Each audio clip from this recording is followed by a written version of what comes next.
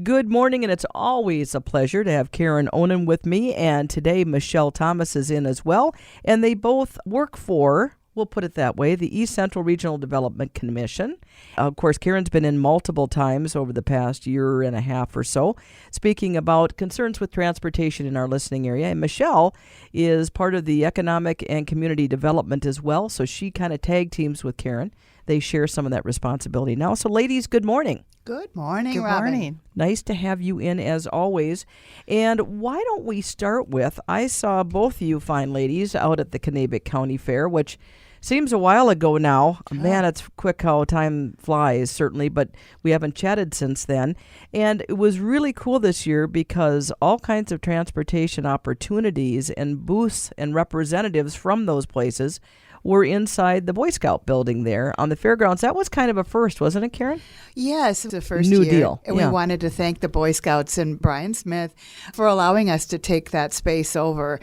It was the transportation building, and I'm hoping that in the future that we can continue with this. And we wanted to leave it better than we got it, so we cleaned it really well. We did the lady kind of thing and did the vacuuming on the ceiling and all of that. Oh, that was interesting. But in any case, we had timber trails and TriCap and Arrowhead, and we also had the Northern Lights Express in there with us as well. That was really enlightening. They were right next to us, and so we got to hear Angelina, who was their spokesperson, speak a lot about what's going on and what they need to get that passenger rail rolling. Or on track.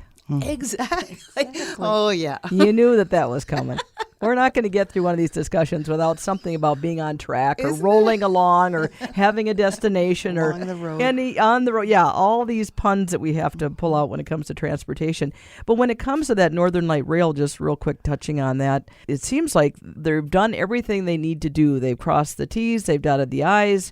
We've talked about this many times before. Now it's just getting it through The Senate. And so hopefully that will happen in the future, because that would provide, and maybe Michelle just wants to touch on that, it'll provide, keeping it simple, transportation on the rail from Minneapolis to Duluth and back, right? Mm-hmm. 4 times a day. Yeah. 79, 90 mile an hour trains and not many stops. There are planned 2 or 3 stops along the way. I mean, Cambridge and Hinckley, I know for sure. And then just north of the Twin Cities, too. So people can get on and off, but then it's a quick ride. They've been talking about $39 ticket price. I mean, which is a steal right now when you think about what it costs for fuel, you know? Yep, and at both destinations, then there is public transportation. Folks can go from Minneapolis to Duluth for the afternoon and hop on their local buses and get around wherever they need to go, and same with going the other way. It goes down to Target Field. Mm-hmm. So and they can catch the light rail and yeah. Obviously, wanting to go to any of the events that are happening in the cities, for example, from here, saves you on parking. I mean, there's so many benefits, and beyond just the convenience for somebody for the transit is just what we're saving in our environment by not having the vehicles, too. We talked to someone, it was kind of interesting, who's a transplant to Minneapolis, had been there 15 years, works for the state, so has a good job, but doesn't own a car because there's so much public transportation in the Twin Cities area. Never been to Duluth. Really? So, but if you don't have a car, Point. there are transportation options that we shared with him, of course, but this would make it really convenient to go for an afternoon or a weekend. And then not only get to the destination, but pass by all the different towns that it goes through and be able to see, you know, what's going on in these small towns. In our region. Yeah, that I'm sure would be advertising along the rail. And they may say, geez, you know, I really want to stop here someday and see this festival that they're going to have. And I think it opens up a lot of commerce into our region. And the train also crosses over into Superior, Wisconsin. So it crosses state lines. So, and it's an Amtrak train, which has all the Amtrak security. And it runs on rail that's already there. They're not laying new tracks. Commercial trains use it already. So it's already existing. It's already ready to go.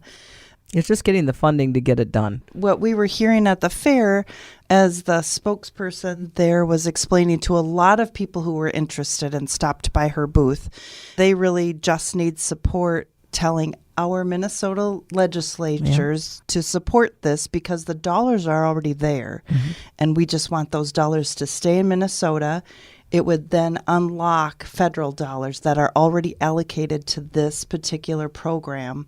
So the funding is there. They just have to pull the trigger and say, yep, we want it to go to this project. And hearing from their constituents that this is something we feel is vital and we'd like to see it happen, that's kind of the grassroots, what has to happen, I guess. So anybody can write to their local representative. We want you to support this project. Yeah, and she had some ballots there that folks filled out, and I think she got over 100 of them while she was there. So that was really good. I just think people need to be educated.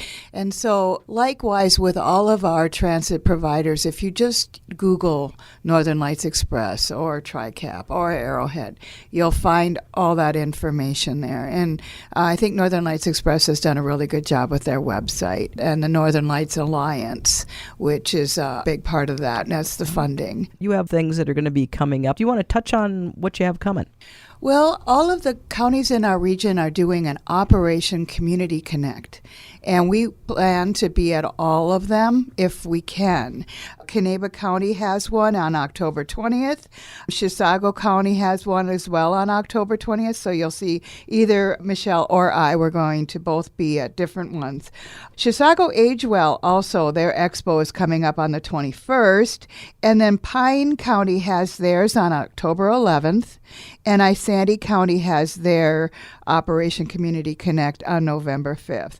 So we just want to be sure that people know we'll be there. We will have our directories there. We'll be there to talk and answer questions. And we just want you to know that we're here working on transportation access. And also we want people to be aware of our website too. And that's a big deal for us because there's a lot of information there. And if anybody has any comments, there's a contact information on the website. You can email either Michelle or I and voice your opinion or make comments. And we'll try to just maybe mention these again in September as reminders for dates and such. But otherwise, eastcentraltransit.com, would they have these different upcoming events, dates and times? I don't have them on the website yet. But that would be something possibly? Yeah, I can absolutely put those on there. They're really interesting and good. If you live in that county, it's a good place to stop. It's just for 3-4 hours at the various counties, and they have a plethora of information that's provided, services that are available, programs that are running. So it's a really great opportunity for the community to connect with the services that are available to them in their county. Sure, right in their backyard. That's the big thing. And then really what you two do, you take all these backyards, as I just said, right in your backyard localities, and you make sure that they can start to connect so that when you do need to get from point A to point Z, there's a way to do it for people who transportation is a barrier for them to get around. We don't want any barriers. And if there's not a connection, an easy connection, this office has lots of connections that we can put out feelers to help them get from A to B. Right. And one of the things that's a very large part of what we are going to be working on coming up are hubs.